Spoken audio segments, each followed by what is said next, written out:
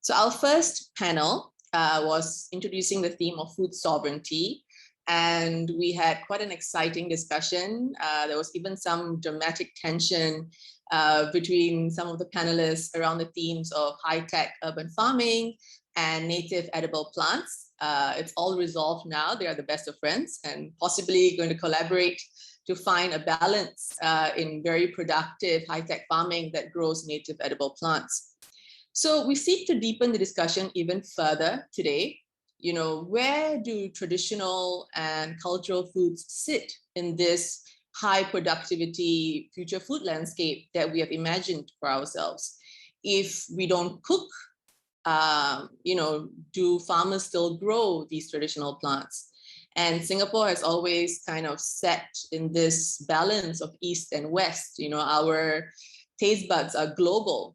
And if we choose to eat kale over sweet potato leaves or don't want to put in the effort to cook those traditional foods anymore, does it make economic sense for our farmers, right? Culture drives economy.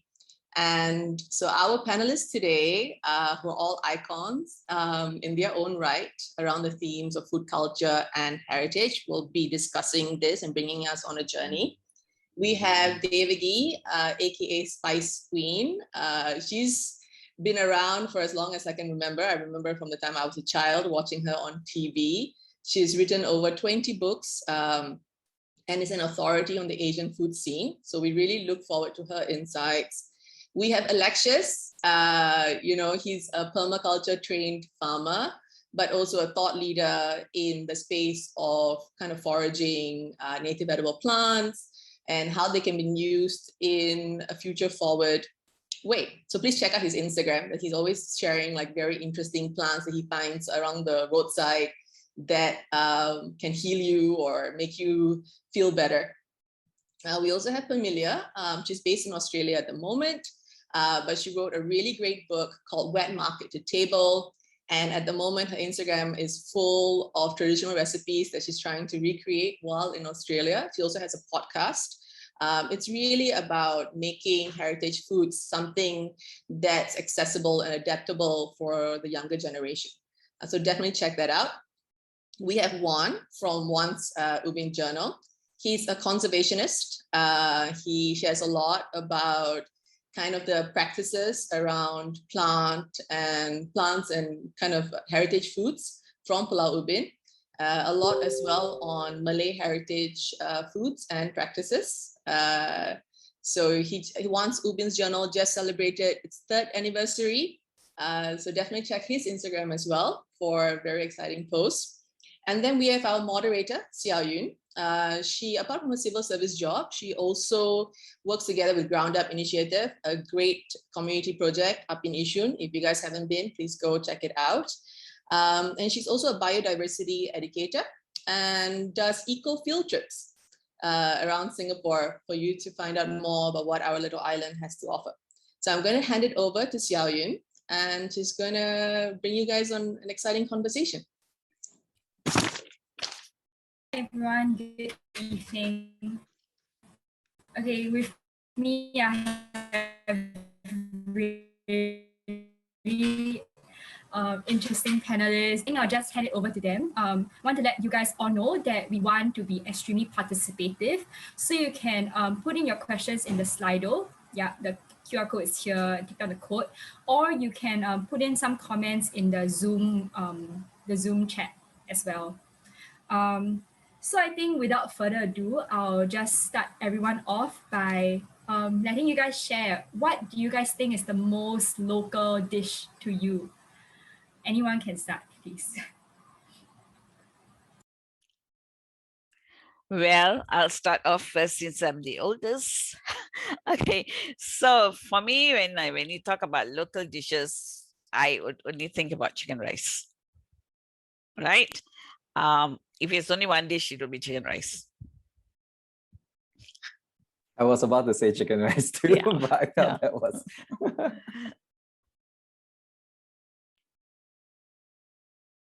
Okay, maybe I'll go next. So for me, I think, you know, there are so many dishes that come to mind, but I think in the context of what we're going to be discussing, it would be thunder tea rice, because I'm not sure if you guys know about the history of thunder tea, Yes, but we it's know. from China, and it is popular there as a beverage. But you know, it's not known as thunder tea rice back in China.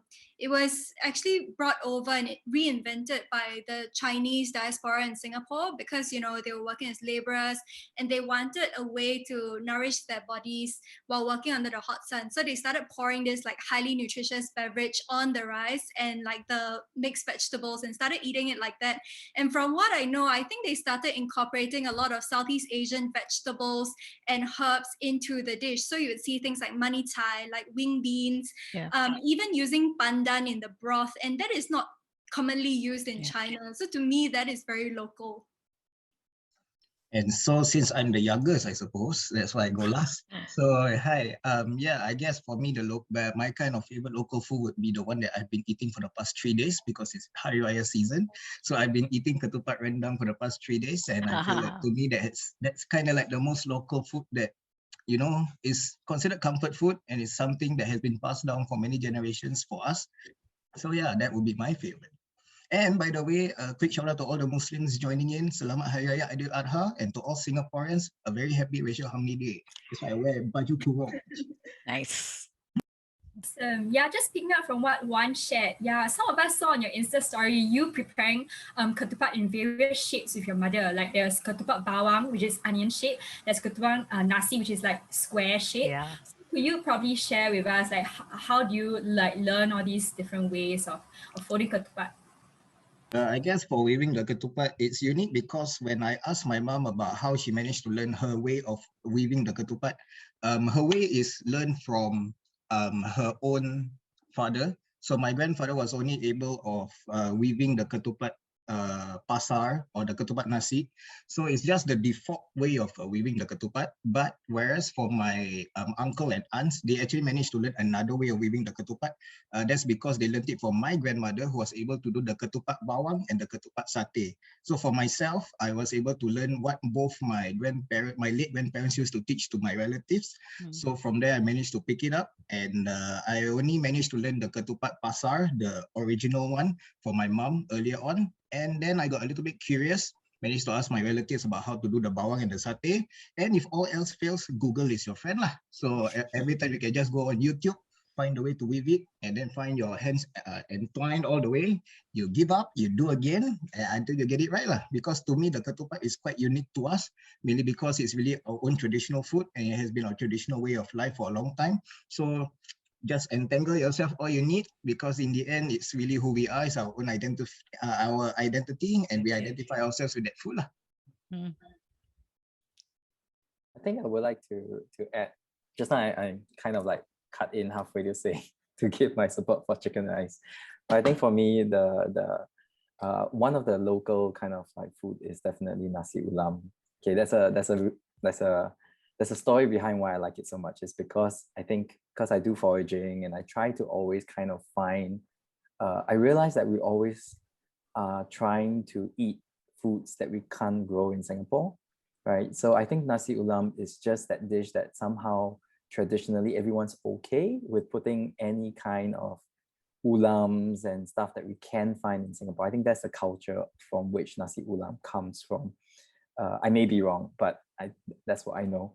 And I find that it's such an inspirational dish because it forces, it causes us to kind of like open up our eyes to think about what we actually have in Singapore and how we can use those ingredients in nasi ulam to actually use as substitutes for other kind of more, you know, overseas dishes. So an example is I gave a workshop on, as part of Project 33, which is this community project thing, gave a workshop on how to make a herb butter recipe using various ingredients from nasi ulam.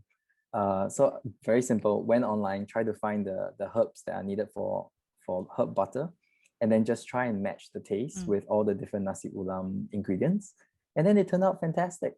I mean, you know, why do we need to grow, you know, really kind of this very out there kind of things, you know, dill, and some people really struggle with dill when actually you can use a lot of local weeds and herbs and plants. So definitely try out nasi ulam and then be very creative with it and get to love the plants that we have. I think that's the point that I wanted to make.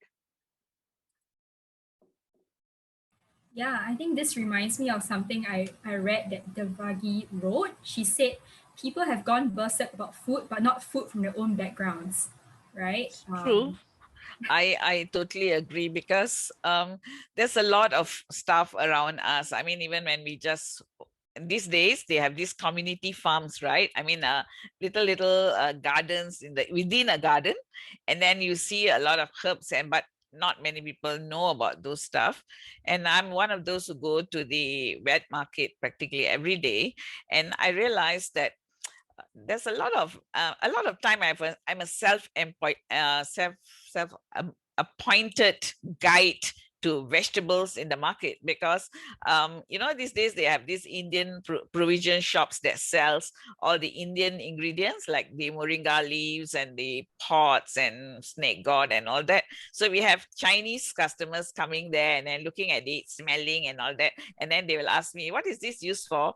And so naturally I start telling them what to do, and I get so excited, so carried away, that very soon I will have like 5 or 6 people listening to me about the various uses of those stuff. So the stuff is all around us, but sometimes we just don't bother, because there's also this thing about ethnicity, right? Like, this is my kind of vegetable, this is my kind of vegetable, therefore I don't know much about your stuff. But actually the youngsters these days, like people who are here in the panel, many of them seems to be very open about it and learning every other type of herbs. And I think that's a good sign that people are wanting to learn and wanting to recognize stuff that's around them. I think just adding to that discussion, previously I had Eric Olmedo on the podcast, and he's basically a researcher from Malaysia who was focusing his work on nasi ulam, on ulam vegetables. And when I asked him what is the current trend in Malaysia, he just told me that young Malaysians, they would rather eat superfoods from the West, like avocados, like kale, rather than eating moringa or any like beneficial plants from Southeast Asia. And so I asked him, why is that? And he said, oh, I heard this remark that if you are like a ulam eater, you're called like kambing, because they view it as like a regression into the kampong days, like you're regressing instead of being modern and accepting like things from the West. So yeah, I felt that was very, very representative of the kind of sentiments that the youth might have in Singapore, even though he was referring to Malaysia. I'm sure, because I've come across, sometimes I do like corporate bonding classes, and yes, nasi ulam is one item that I always include because there's a lot of handwork there, right? So, and then some of them will come out with words like, oh, this herb is so smelly, and like, oh, how to eat it. But when you mix everything up, they eat, because they can't identify one for another. They just eat it. But I realized that when they are handling it, some of them call it smelly and very green smelling and all that. So they don't seem to that's because they're not exposed to much cooking. I realized that that's because they're not exposed to much cooking. Yeah, but I think maybe it's also in the naming of some of the plants that we have in Southeast Asia, right? The Hainanese community, they have this plant called chicken poop vine. Nice. Yeah, I quite like it. And we have things in the Chinese language called 臭草, which means like smelly grass. It really doesn't help with the stereotype, I think. Maybe one of the reasons. Yeah. So Vivian raised a comment. She asked if this was remnants of post-colonial mindset. I know when we were calling before this panel, we also spoke about how urbanization and our increasingly busy lifestyles mean that we actually, all the recipes that we're used to is actually trying to get the cooks out of the kitchen as fast as possible. So what do you think is like the combination of factors that have led to like the decreased popularity of local ingredients? Well, for me, I just think it's because, there's more concrete jungle around, less plants and faunas around. Okay, many years ago, when my family moved to Ang Mo Kio, when it was first having its high-rise flats, right? All around our block, what we saw was tomato farm. That's why it was called Ang Mo Kio. literally when I walk the streets, I can actually see green tomatoes, ripe tomatoes and all that. And then besides that, there was kangkong growing and all that. And because we could identify it, we could pick all those and bring it home. And when my mom will say like, this is a very wild one, you can't eat that, but this you can eat and sort of thing. But then like after a few years, it was all HDB flats and all those vegetables and things that I used to identify is all gone. So I think there's less exposure. Yeah, I To think some of, that yeah. is so true, Yeah. because I have a brother who is 9 years younger, and all of my cousins, they are like young teenagers, right? And I would be shocked that they wouldn't know things like, what is ang ku kueh, what is this vegetable, you know? I feel that there is a disconnect between even my generation and my mom's generation and my generation and the Gen Zs, you know? Yeah. And maybe it's because they didn't grow up eating all those things, so they don't have those memories or emotional attachments attached to all these vegetables or fruits that we grew up eating. And I also feel that there is also an ageist kind of perspective, or like a tinge of that, because I was speaking to this girl who is a 23-year-old ang ku kueh maker. So her name is Shiny Pua, and I was asking her, what do your classmates think about you selling ang ku kueh? You know, this very traditional food. Yeah. And she told me like, oh, they think that if you eat such foods or if you cook such foods, then you're a boomer.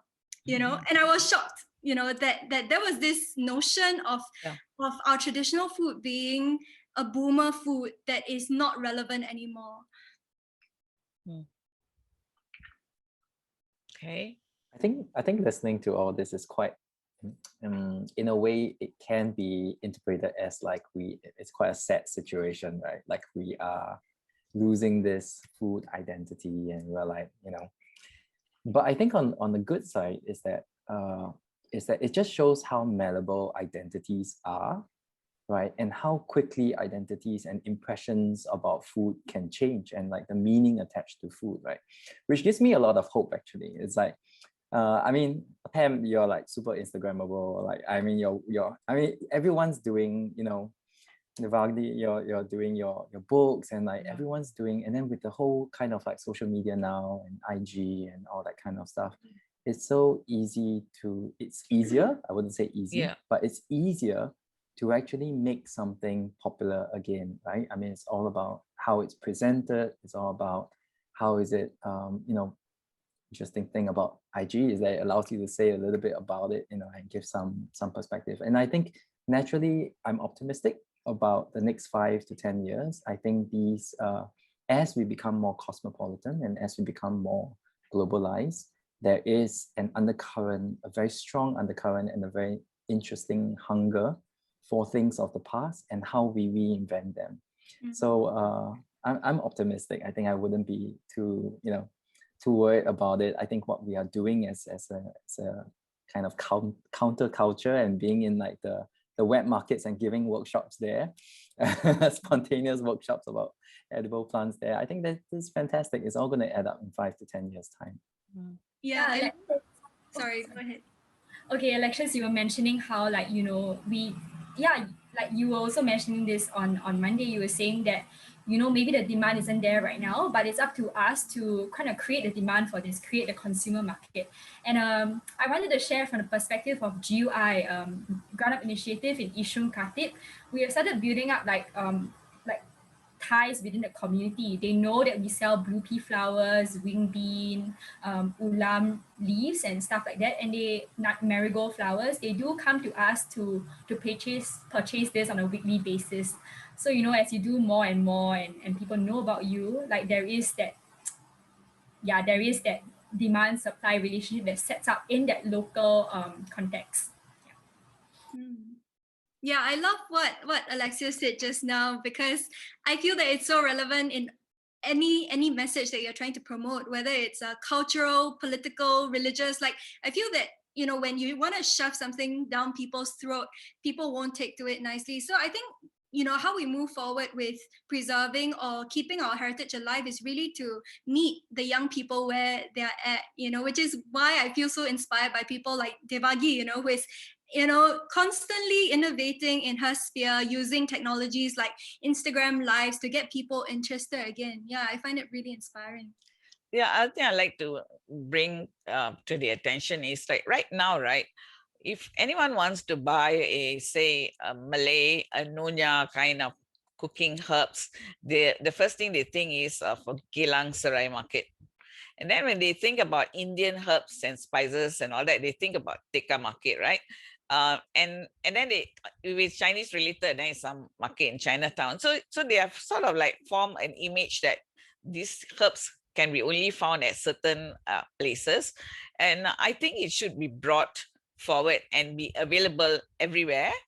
Sheng Siong is doing one good job. I mean, they have a lot of local herbs and some of the stuff that we need. Like a few days ago, because of the Malay festival, I saw Sheng Siong piled up with a lot of stuff that the Malays would use for cooking. But likewise, you know, like Fair Price and all that, I don't see them doing that, except for maybe laksa leaf and curry leaves.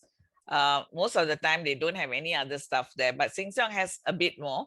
So I think it should be like readily available so that people tend to look at it. The youngsters who shop at supermarkets tend to look at it and then they be curious and then they would want to buy and try to use it. Because when I was young, I see it on the road, I see it in the market, I see it everywhere. But now people can't see. You have to go to Geylang Serai most of the time to buy particular herbs, and you need to go to Little India to buy a particular type of vegetable, you know. So if it's available everywhere, then everyone will start wanting to use. And the other thing is People's Association. They do a lot of classes, right? But most of the classes now is like sourdough and desserts and whatnot. They should start classes on this use of local herbs, not just stick to nasi ulam all the time, because what is nasi ulam? It's a mixture of different herbs that goes into your mouth and sometimes you can't even identify. You should learn how to identify each herb by itself for its character and how it's to be used. And there should be chances for people like Pamela and me and all that to expose such things, but they don't do such classes. Years ago, I used to conduct classes called Asian Herb Appreciation classes. It was only done at the library, but anywhere else, nobody bothered about it because they were not interested. Maybe now they might be interested. Yeah, I think from my perspective, it's all about making these ingredients hip and cool again. I particularly liked what Alexius talked about when he mentioned the nasi ulam inspired butter. I feel that we really have to take people out of these boxes of, oh, you know, if you buy a tapioca, it can only be used for kueh. If you buy lotus root, it can only be used for soup. You know, I think we have to introduce our younger generation to these ingredients and realize that, you know, these ingredients have so much potential beyond what the, you know, maybe the older generation might perceive it to be. Like, for example, if you were to ask my mom, what can you do with like kangkong, she can only tell you like, oh, stir fry, you know. And I think to the younger generation, they're not into that kind of thing. So I think it's really meeting them where they're at, maybe, you know, blending a little bit of our own globalized perspectives. You know, maybe they like pasta and then you learn how to use green dragon vegetable in making a pasta dish. Maybe that gets them excited, and then it's like a spring form board for them to explore different variations with the same ingredient. Yeah. Maybe I would just segue the conversation a little bit. You know, we've spoken a bit about how urbanization has affected our traditional foods. Another influence could also be like regulations, you know, like government rules. You know, I know Juan might have some anecdotes to share about that. Maybe Juan, you could share.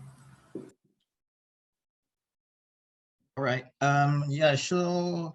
I mean, I'm pretty sure most of us are quite aware of the most recent incidents that has happened on the Changi Beach. It is with regards to the foraging of mollusks and other intertidal marine life.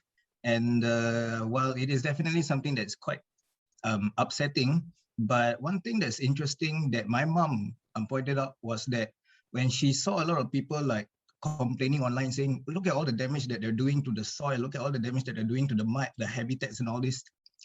The thing is, the crowd that we witnessed on Changi Beach that day was actually a very common thing that happened last time around the beaches of Changi. And mainly because the coast of Changi used to have lots of, I would say, Malay kampongs that used to be lined up along those beaches. And for the people who lived on that dwelled on these coasts, they actually depended on the sea for their form of sustenance. So from there, they would actually have to go out to the sea whether or not if it's really in the ocean, then they'll go up to fish. But when it's low tide, they will actually also depend on the sea. They will go out and they will have to forage for all of these mollusks. So like for all the different types of clams that you can find, this is actually a tradition that has been passed down for many generations from those who really depended on this kind of indigenous way of life. So in terms of like regulation, we understand that it might be upsetting to most of the I would say nature enthusiasts. But the thing is, if we were to, let's say, impose some sort of a blanket ban that will restrict this form of foraging, this would actually leave an impact to those who lived on the islands and those who used to live by the sea. So this would also affect the communities like my mom and myself. So for my mom, I would want to share this personal story that we had, is that when I was young, I was not born and raised on Pulau Ubin, so I was really just a city boy growing up with all the modern stuff that's happening lah. So what's happening is that when I was young, my mom used to bring me to Changi Beach, and she would hand me this rake, and she would say, "Okay, Wan, you follow my lead." So I just follow. So we just scratch the sand. There's nothing much to it, just scratch the sand. I thought it was just for fun. Like, okay, we're gonna build sandcastle, is it? And then no, it wasn't for sandcastle. It was actually to find some mollusks. So for that, we were able to find the kerang. So when we found it, sorry, not kerang, the kepah or the remis, which is basically just your lala lah. So when I found it, I was very excited when I was young because I managed to find I would say it's a small piece, but for me, it's like, damn, this is so damn big. But really, basically, it's really just for me to really learn from my mom, like, this is what my grandmother used to do. This is what my grandmother used to teach my mom back on Ubin, that this is how we went to find for food. So like this kind of act of foraging is actually really a traditional way of life for us lah. So it's very important for us that if we were to impose any form of regulations, we should also make sure that we won't, afflict it or impact any other lesser known communities. And yeah. I like to share in terms of foraging. In the 1960s, I was already foraging a lot, many times, all right? Because at that time, there was, of course, no rules about plucking things and on the roadside and all. So I remember every time when it rains on a day, the following day, right, my aunt will take a rattan basket and then she'll say, "Follow me." And we will walk all the way from St. George's Road to Balestier Road. Balestier Primary School is where we will go, or Towner School, and we will walk on the field barefooted. It will be wet, right? And there we will pick gotukola, which is the Indian pennywort, and the Cecil Joy wheat, right? Yeah. These are two. One is a vegetable, one is like a herb. And we will pick a lot of it and put it in our basket, and we go back home, we wash, and we will cook it. That was our meal for the day. And then I don't know, some of you may have heard of Uncle Tan from Kranji. Now, I've seen Uncle Tan in the 60s and the 70s. I've seen him actually plucking stuff from everywhere along the road, along the sites and all that. And then he says, I mean, later on, then I know that he's the popular Uncle Tan, and he said that he will brew his medicines and all that.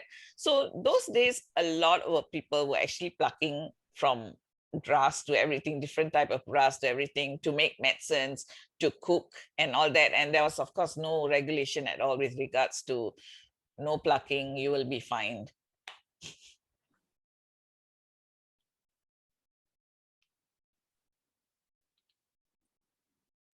Maybe Alexis wants to chime in. I remember you shared about some ethics or some, ground rules that you. I was just reading the chat group and realized that Anna made a direct question to me.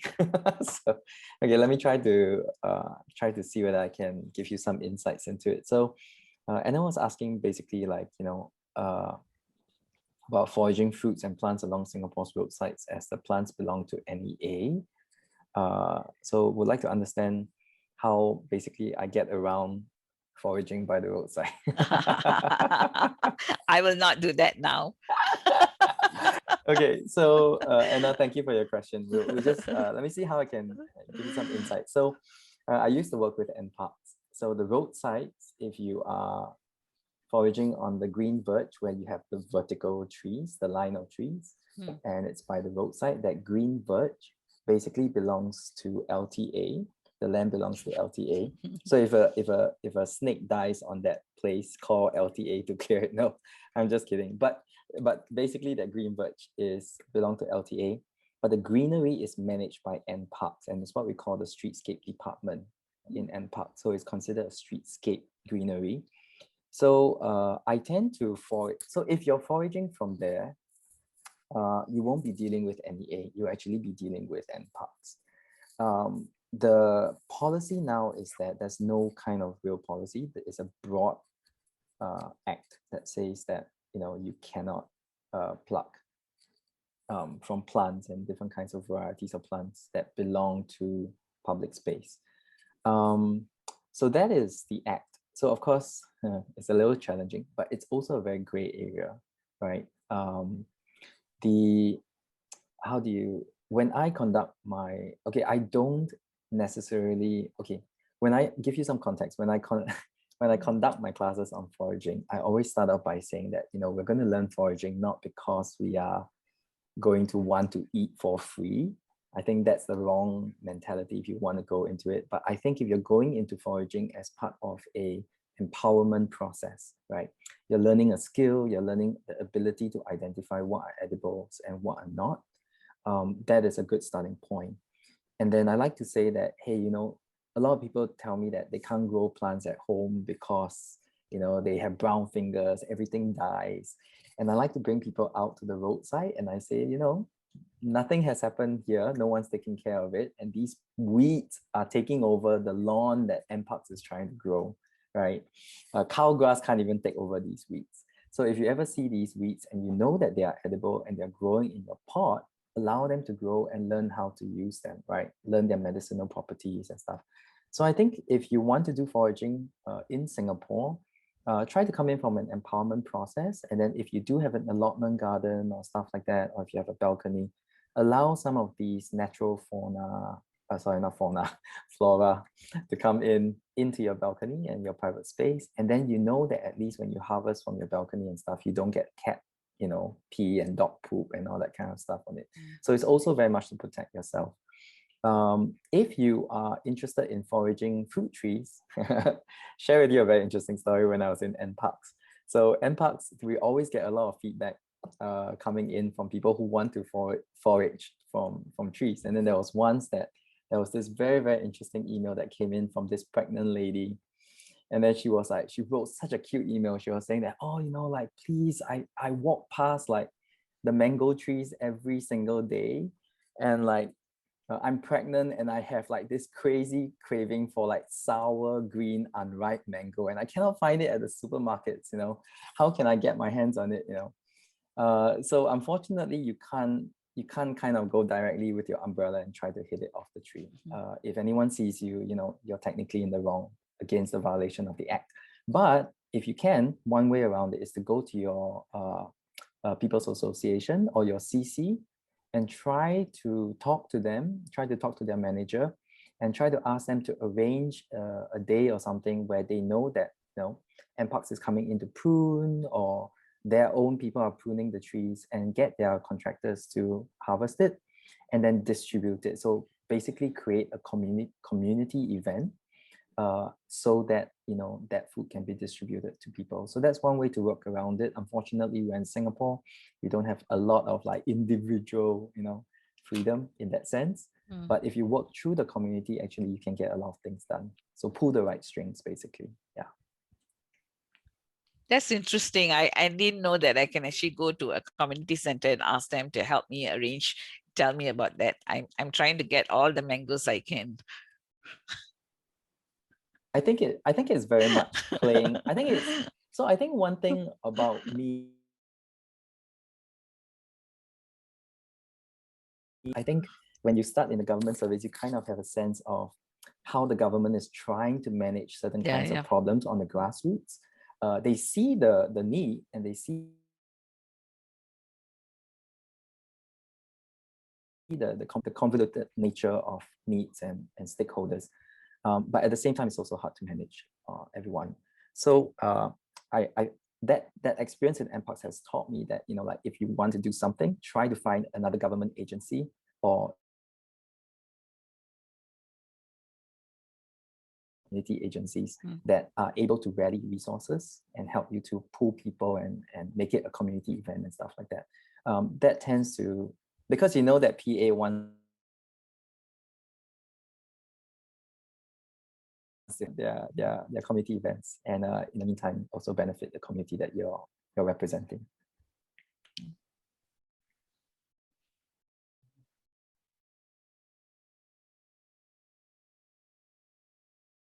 Yeah, maybe on that note, maybe the other panelists would like to share, like, how have you involved the community in your own, advocacy or education work?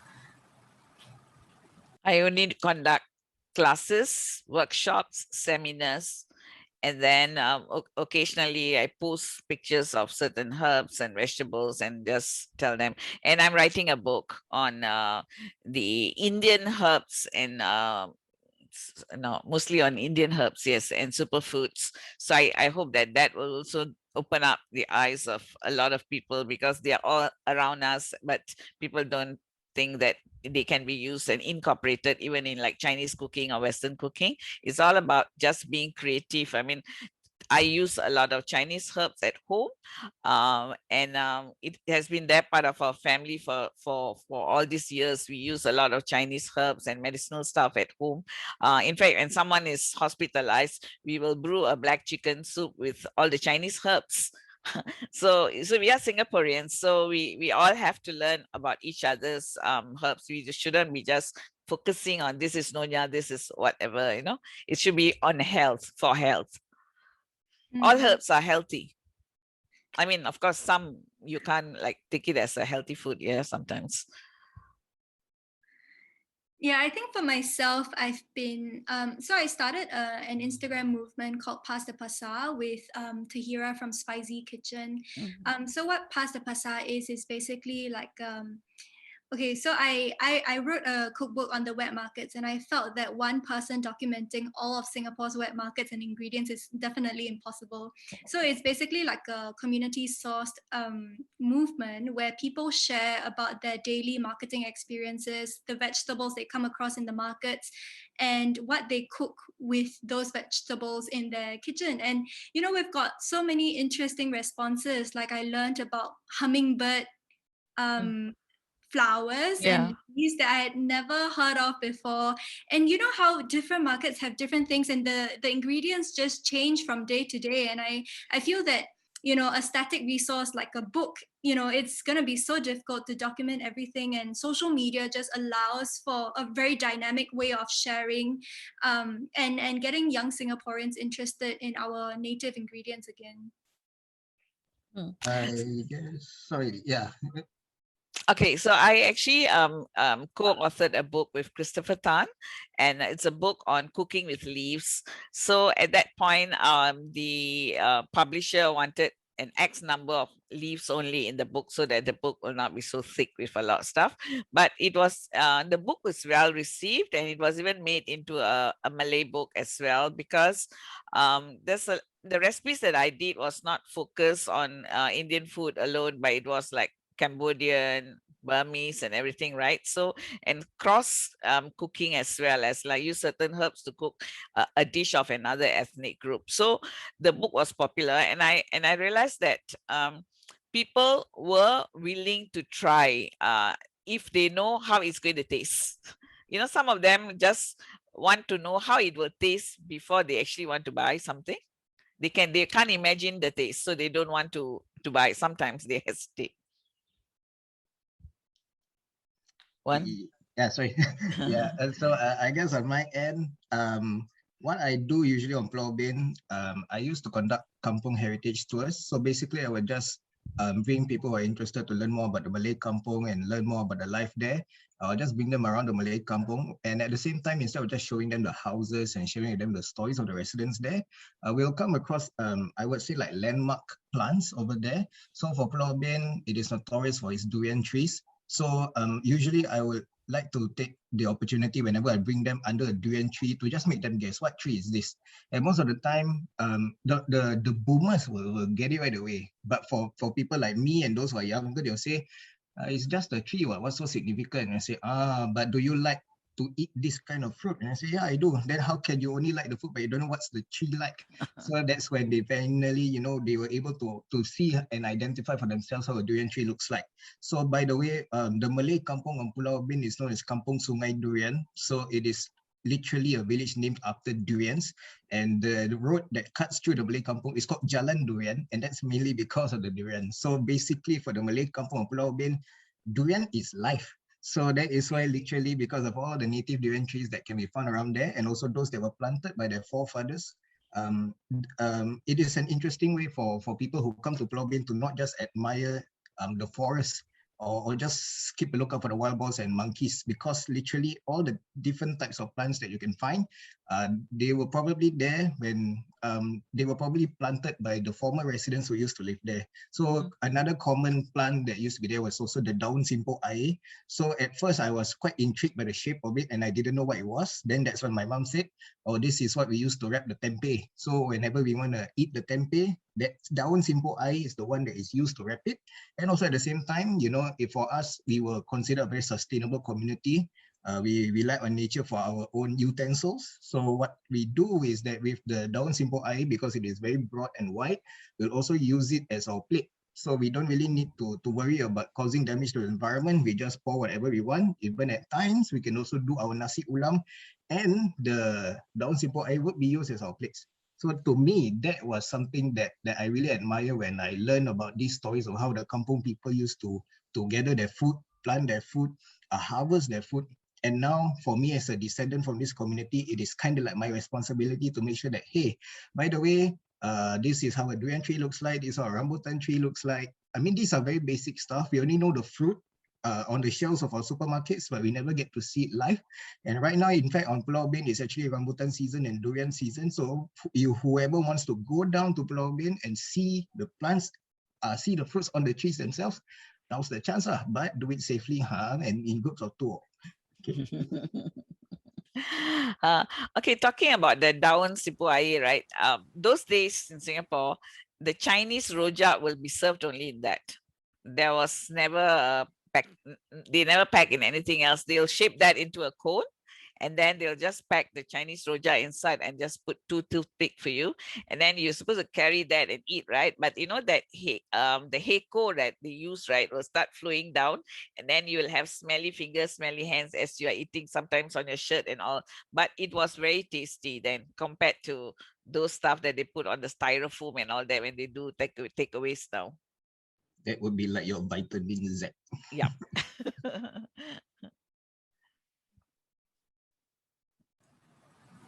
Right. Actually, one, that was super interesting. And thanks everyone as well for sharing about how you involve the community. But for one, it's like really interesting that community is also intergenerational, you know. I remember one of the anecdotes you shared with me was like how on one of those like MPARK guided walks, we brought like the guides would bring people to the heritage tree and show them like, this is the heritage tree, but totally like ignoring the house behind the tree, which is essentially like meaning, you know, you're forgetting like the person who planted the tree and, you know, made it actually a heritage tree. Okay, there are lots of questions, so I'm going to start diving in even though it's not yet 9. One of the questions, you know, addressed to everyone is, what are your thoughts on reinterpreting or modernizing traditional foods? Is this a good way to capture the hearts and eyes of the younger generation? I think this one alludes to kind of like, you know, social media, you need things to be aesthetic, but also like, is there a risk of fetishization of our traditional foods? I think, I mean, for me, even though I'm like a different generation from the rest, I think it's perfectly all right. I think it's perfectly all right to use your herbs and all that to do some modern cuisine and all that, because otherwise people may not even try it. So let them try it in a different form and then go back to the way they would cook the traditional dishes is one way of looking at it. So in my opinion, I feel that cooking at its core is like a very playful expression of your creativity. And I feel that if we were to take that part of cooking away and say that, oh, this is the textbook way you can make Hokkien mee, or textbook way you can make nasi ulam, then I feel that we are gatekeeping our cuisine, which might lead to its death. But at the same time, I feel that just because we embrace modernized versions of our food doesn't mean that we have to forget what the original versions are.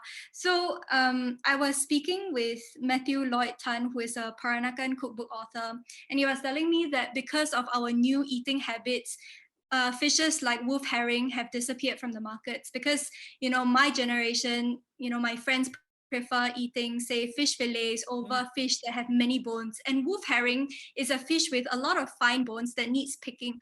And so I feel that if we were to, I mean, wolf herring is, for example, a fish that is commonly used in Peranakan nasi ulam, and is like a fish of great significance to them. If we were to remove that and replace it with barramundi, I mean, of course you can do it because you can be playful with your food. But I think we also have to remember that dishes have like evolved over so many iterations and so many years, and have achieved a kind of perfection in itself. Like, for example, if we were to remove the pandan in chicken rice and put, like, you know, something else, maybe like Indonesian bay leaf, like you can't even conceive it, you know, even though anyone has the right to and the prerogative to put their own spin on chicken rice. I cannot imagine chicken rice with laksa leaves.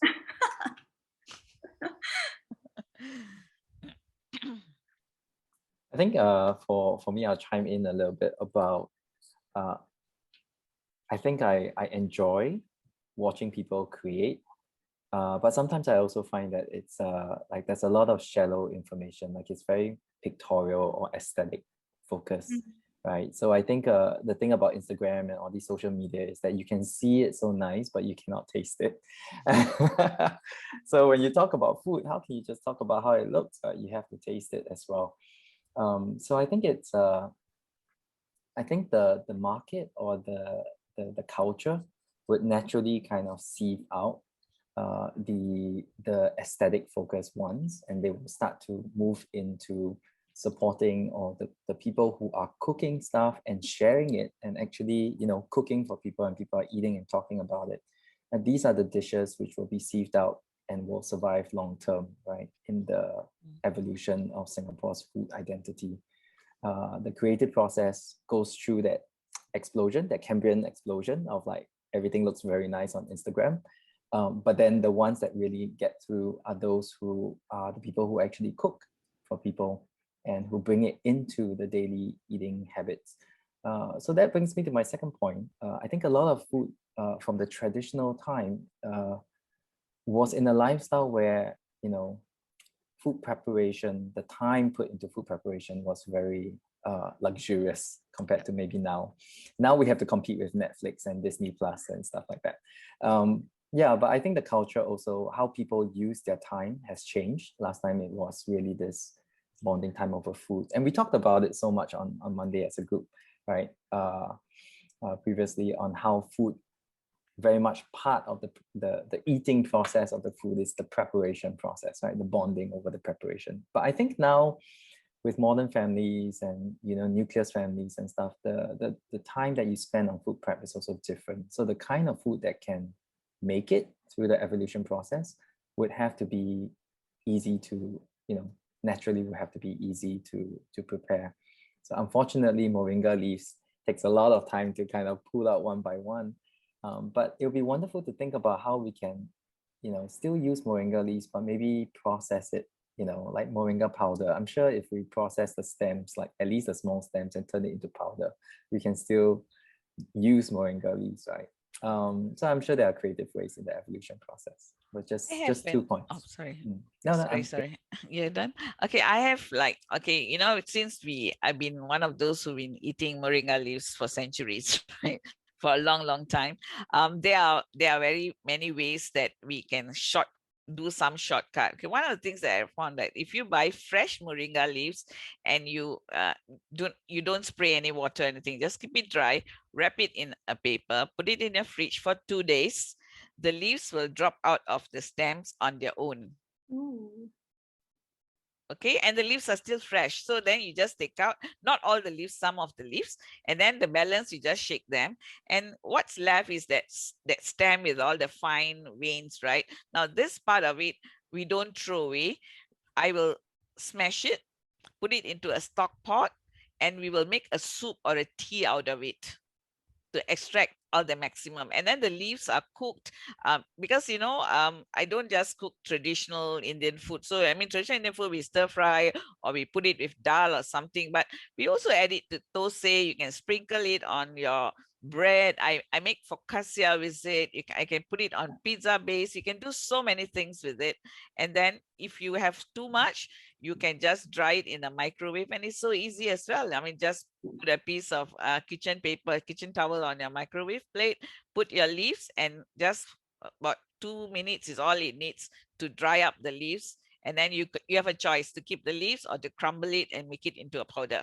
So there's and then once it's in the powder, then you can mix it with your butter, you can mix it with your flour to make your bread. So actually it's about how to use it.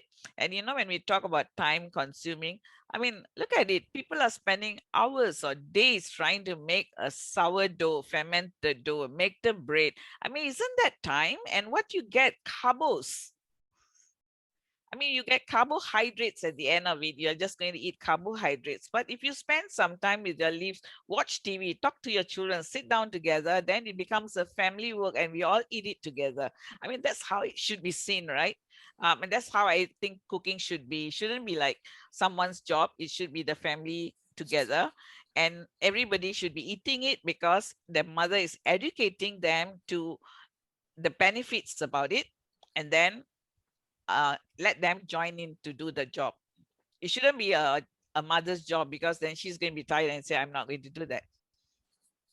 Completely agree with you. Can I just add in that, like, when I was in the Philippines, you were talking about sourdough and you're talking about moringa. In the Philippines, so I was working with an NGO that was helping people move out of the slums. So there are families who lived in the slum, and their children are extremely malnourished. So they're very short. So how the Filipinos do it is that they have a local bread called pandesal, and then they take moringa leaf and they crush it up, and then they basically bake moringa leaf into pandesal. So it started becoming a fad in the slum area, that basically the slum areas have green pandesal. And that's how they fight malnutrition and help the kids grow taller and have the calcium and magnesium and zinc and everything that they need. So yes, love the idea. Just want to shout it out very quickly for everyone who's interested in sourdough. New to me. Yeah. And then the other thing is that my house has a lot of moringa, not because I cook them, but if anyone wants moringa, please come to my house. I have a lot of moringa, but because I'm more of a grower, I actually use moringa as a natural fertilizer. So if you're into growing plants and you have too much moringa, please don't throw them away, right? Just take them and you can actually just chop it up and then just throw it on top of your plants, on the soil, on the top of in your pot, you know, just throw it on the top, and then it will decompose really fast. And all that calcium and nutrition goes basically back to your plants. I think it's a wonderful plant. I can go on and on about moringa, but I think I should stop there. I can see people are asking for your address. Am I allowed to say my address? Well, I won't give it here, but go check out my website, carboninc.com, and then there you can find on my email and contact, and we can liaise directly. You can come and get moringa leaves. Yeah, maybe you want to share about like what is the, because we've been speaking about like flora, but how about fauna? What does the balance look like for reinterpreting like traditional food items from animals into modern day cuisine? You know, I was just thinking about Orang Laut SG and Fidal's great work with making that food accessible. Yeah, but of course you can speak from your own experience as well. Thinking about animals.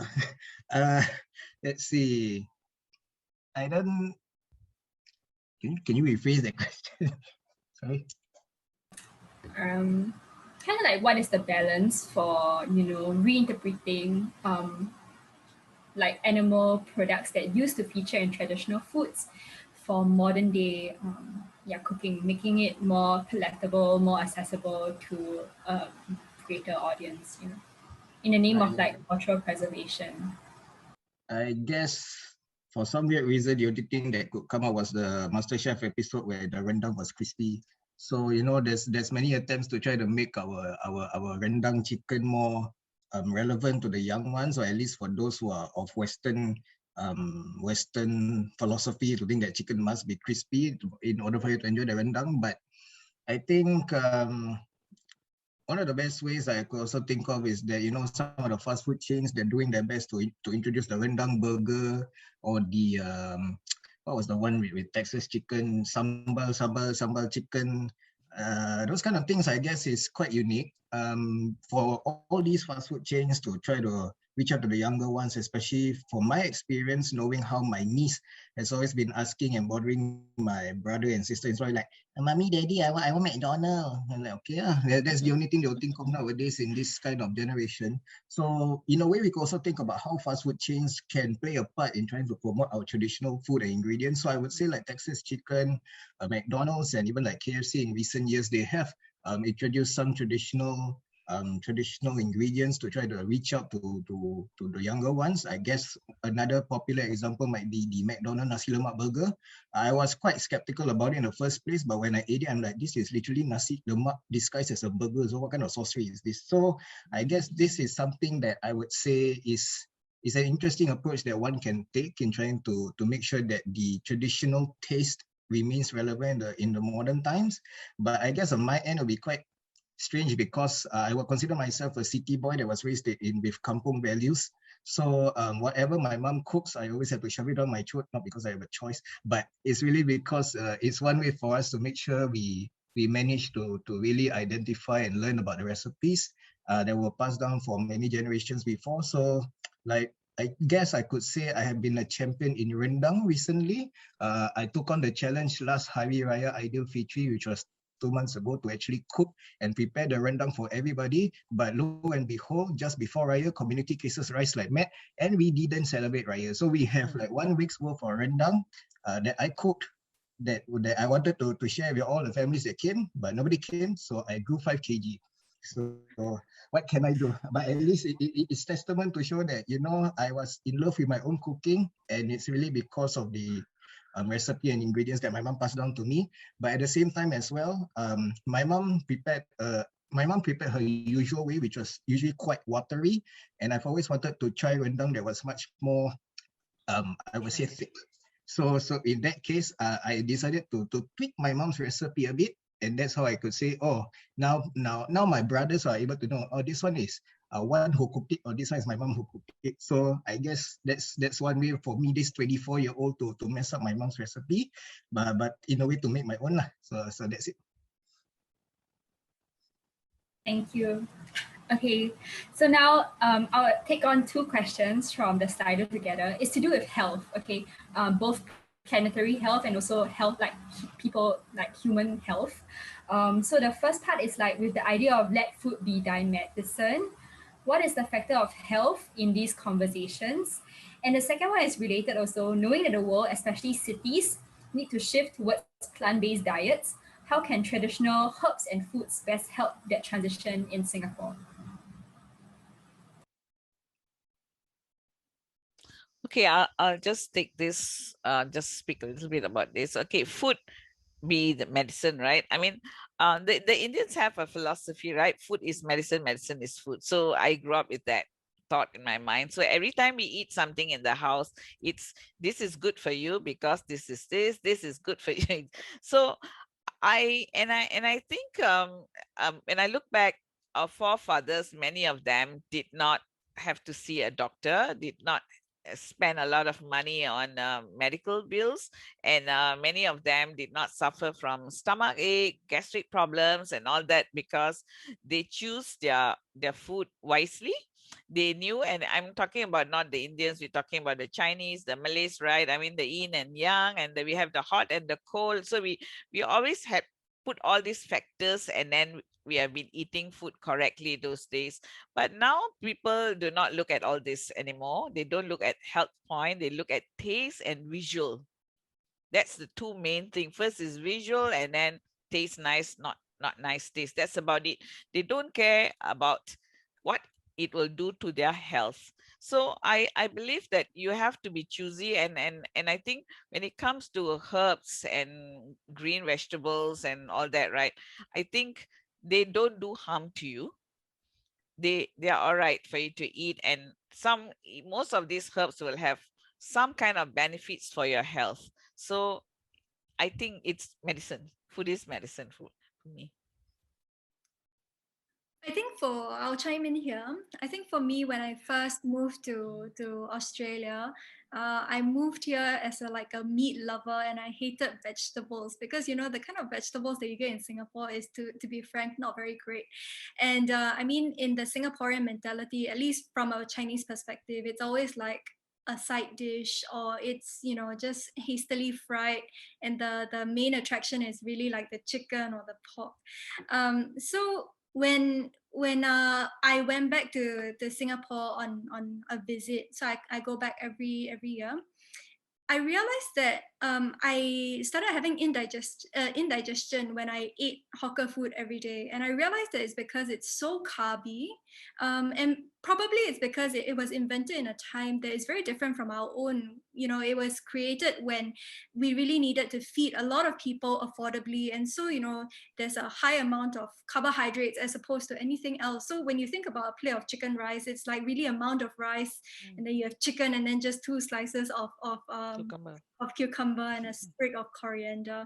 And I really do feel that in light of a lot of younger Singaporeans going for more plant-based diets, and, you know, in light of how we just need to do better for the environment, I feel that our local cuisine also has to move with the times and have a greater emphasis on vegetables in general, rather than an emphasis on carbohydrate. Because what I realize is that when I think about what are vegetarian or plant-based foods in Singapore, like local dishes, they are often really like carbohydrate heavy ones, like roti prata, or like not chai kway teow. What's another one? Cai tao kueh. Yeah, something like, yeah. I mean, it's just really carbohydrate heavy, and there's not much emphasis on the vegetables. So personally, that's something that I would like to see, you know, change with the times. Yeah, that's another thing I like. Since you talked about carbo, Indian food is not pratas and nasi biryani. I mean, that's I like to stress that again and again, right? Because that's really something that we don't eat at home all the time. This is just a luxury or treat occasionally for an Indian person. For a Chinese person, it's anytime they will eat a prata, right? But for us at home, there's always a lot of vegetables. I mean, India is known for its vegetarian.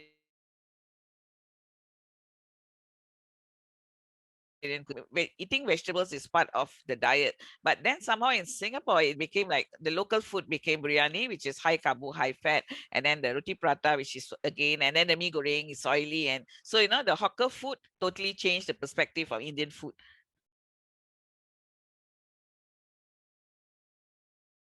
Yeah, maybe I can have 2 quick points that I just want to bring out on this point, this topic. Basically, I think, okay, a short story about my mom. Like last time when we used to not eat vegetable thing into a mash, and then she'll make it into a sauce or like a soup or something like that. So if you're a parent and, you know, your kids don't like vegetables, I think the Indian culture of like all the dal and the chutneys and stuff like that, those are awesome, like great for kids, you know. So definitely do that. I think the vegetables and the herbs in, right? Like it matches, like it tops up the proteins and, you know, the chicken and the rice and stuff. There is like, on my own journey through this gardening, I came in as a gardener and then became a food convert, or at least became more mindful about my food, right?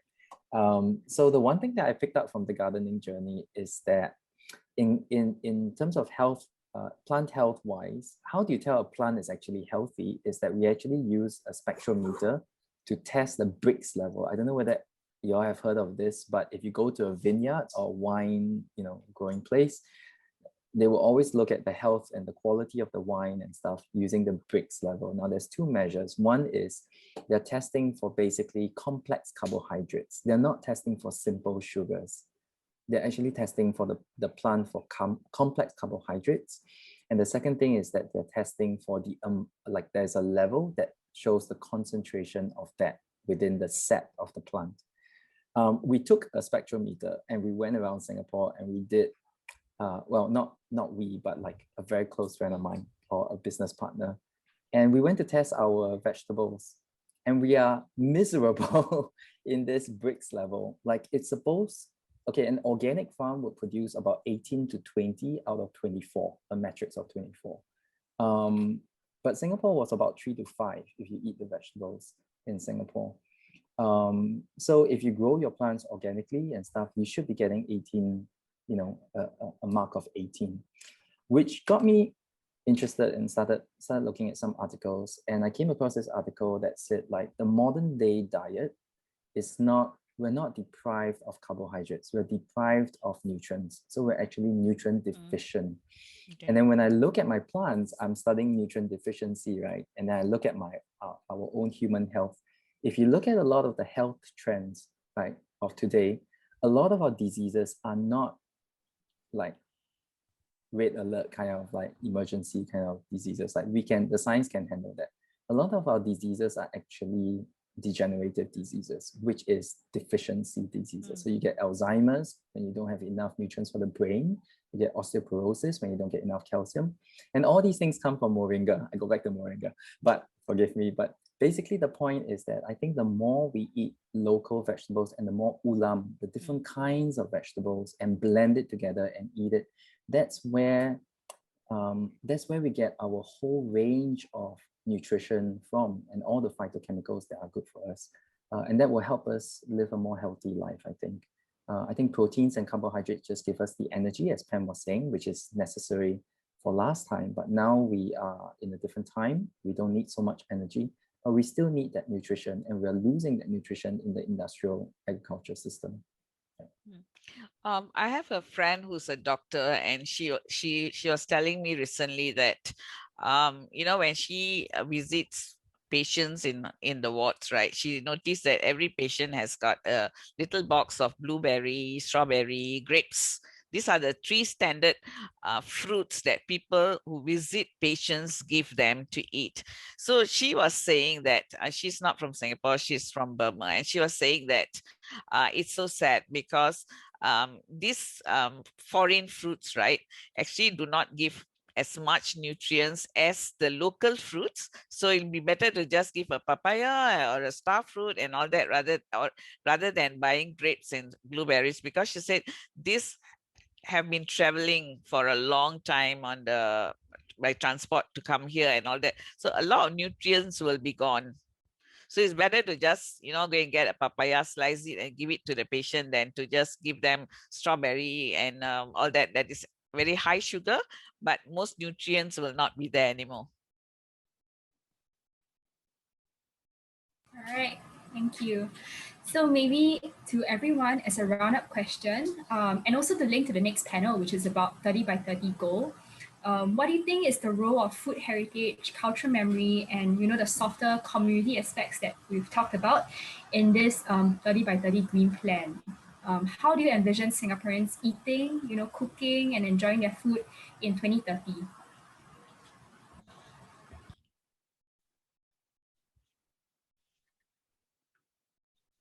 I'm not sure about others, but I'll still be cooking the same style. No, I think there will be a change. I mean, I foresee, because sometimes it's just like fashion that goes and comes back, right? Sometimes I feel that food trends will also pick up, and then maybe by then everybody will be enjoying homegrown herbs, ethnic food and all that. I mean, this is what I think. It's the younger people who will know about what will happen in the year 2030. I honestly have no clue, but I can just share about my hopes for 2030. Yeah. I think currently, right, I do feel that embracing your heritage and embracing local is very hip right now, especially in restaurants, right? A lot of local restaurants are incorporating a lot of local ingredients. But I think my gripe with that is that it does feel a little bit privileged. I think Xiao Yun mentioned just now in a question, because the kind of ingredients that seems to be used by restaurants tends to be ingredients that are inaccessible to the general public.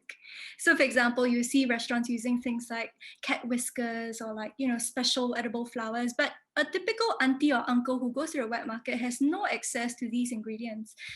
So I really do hope that media, like the media, influencers, restaurants will really like take charge and champion a whole movement of normalizing the use of these ingredients that used to be really mainstream in our kitchens back to the younger generations. And I hope that it will trickle down and that young Singaporeans will feel like it's completely normal to use these things, like just like it was broccoli or asparagus. So that is my hope anyway.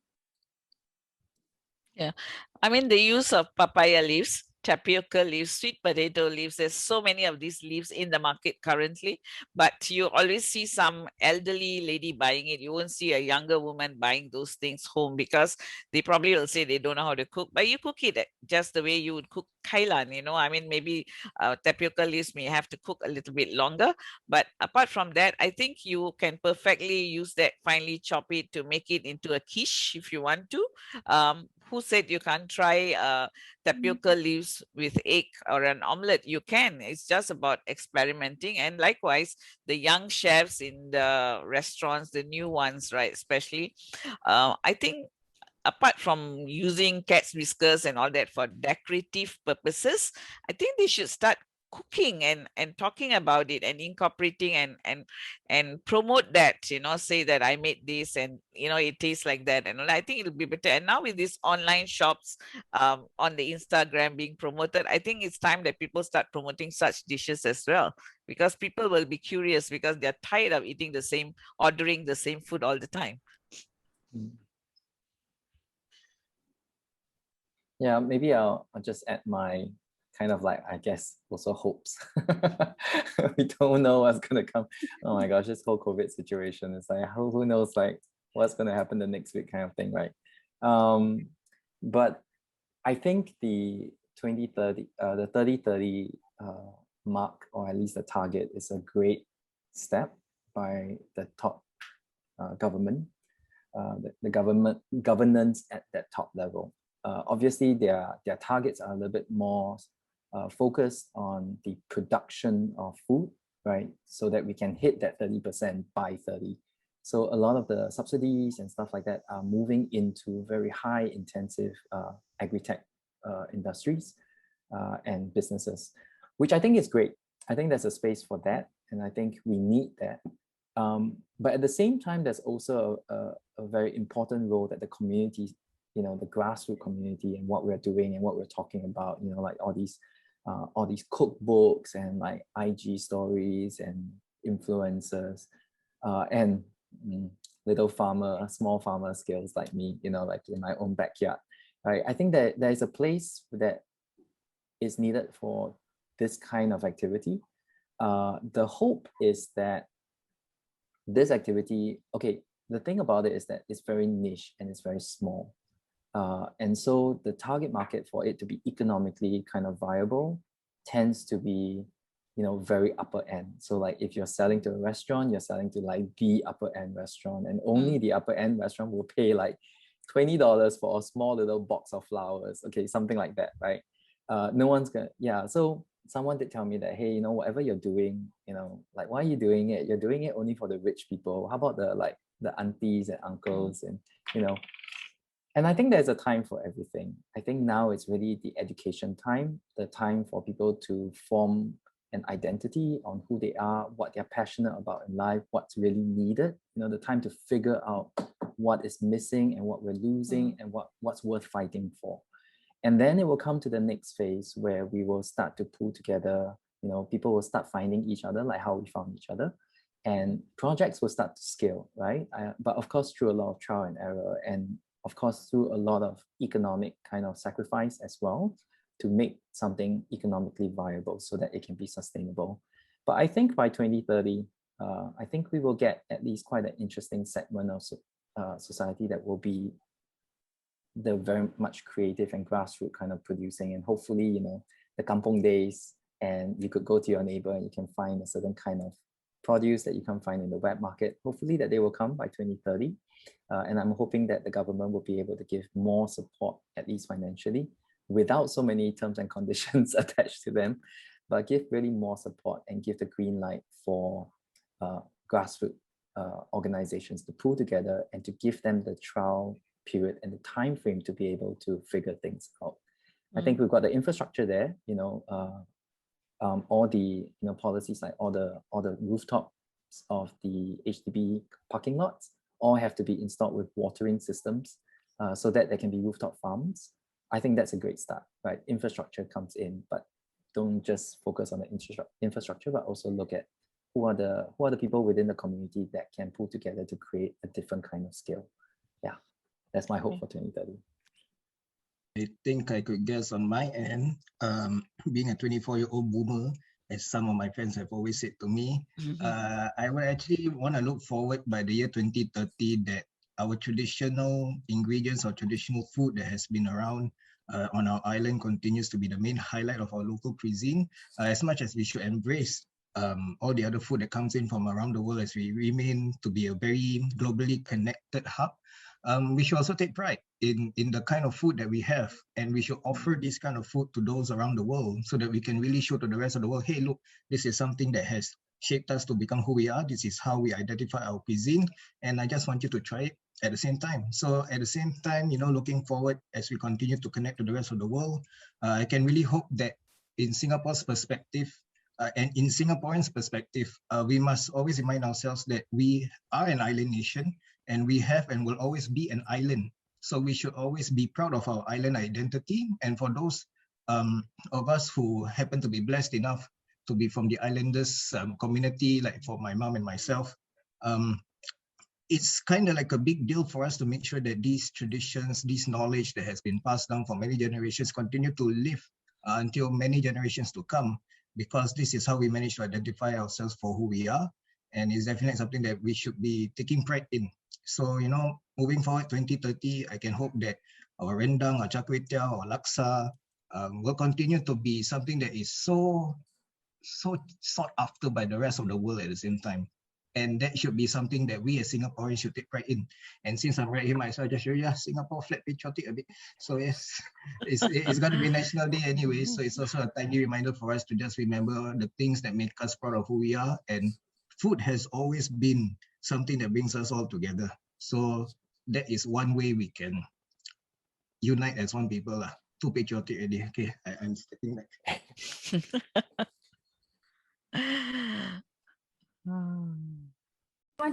Definitely want to echo everyone to think about how food is actually such a good platform for connecting, between our human body and the external world out there.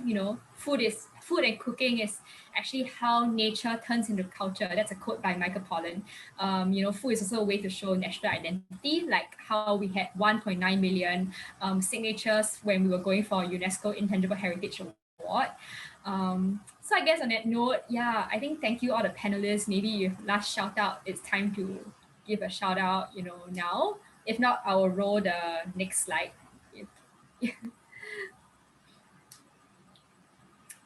Okay, so these are everyone's handles. Keep connected with us to learn about, to watch all the IGTVs as we take you through the food that we're making. I think the people here are all at different parts of the food production chain, there's Alexis in the farm, then there's like Ham and chef cooking the dishes, then Shazwan takes us to the beaches. So really different experiences. Yeah. So take a screenshot of this and we'll roll to the next slide about the next panel, which is happening 2 days from now. So the next panel is really exciting. It's actually about what we kind of shared a bit on, which is our national production goals. So pretty, it's going to be about agri-tech, what are the roles for traditional modes of production in this conversation, and what do we want to start and what do we want to preserve.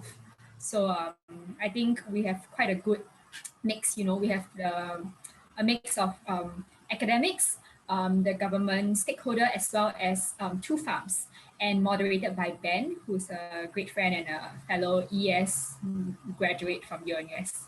So if nothing, on behalf of the panelists, on behalf of Yale-NUS Farm, thank you for joining us, and have a great evening. I'm just going to step in and thank all the panelists. I also want to thank the Yale-NUS team, Chia-Min, Wei Lin, Marilyn. You know, we couldn't have done this without them as well. And do join us for the next session. You know, Evelyn rarely does a panel. She's one of, you know, she's into biodynamic farming, all these ingredients that was talked about today. She's one of those sources where you can get high quality organic vegetables. You have Bjorn from Edible Garden City. Alexis knows him very well. Edible Garden City also, you know, does supply $20 boxes of premium flowers to restaurants, but they are also changing the landscape of what people are eating, right? You have to create an aspirational culture in the restaurant scene before people start incorporating it at homes. Then we have Dr. Paul Tang, and we have Farida from Enterprise Singapore that's going to share about the future of agri-tech. So it's a very good balanced session. There might be some fights because everyone has different, you know, beliefs and ethics. So do join us, it'll be very exciting. And thank you to today's panelists. Please go find them on Instagram, message them, ask them lots of questions. They're all very knowledgeable. And see you guys soon. Yep. Thank you guys so much for joining us. And so, yeah, once again, just gonna say, like what I mentioned earlier on, to all the Muslims who managed to tune in, a very belated Selamat Hari Raya Aidil Adha to all of you, and to all Singaporeans, a very happy racial harmony day. Thank you. Wonderful. See everyone. Bye-bye. Bye. Thank you, Bye. Xiaoyun, for moderating. Bye. Bye-bye, everyone.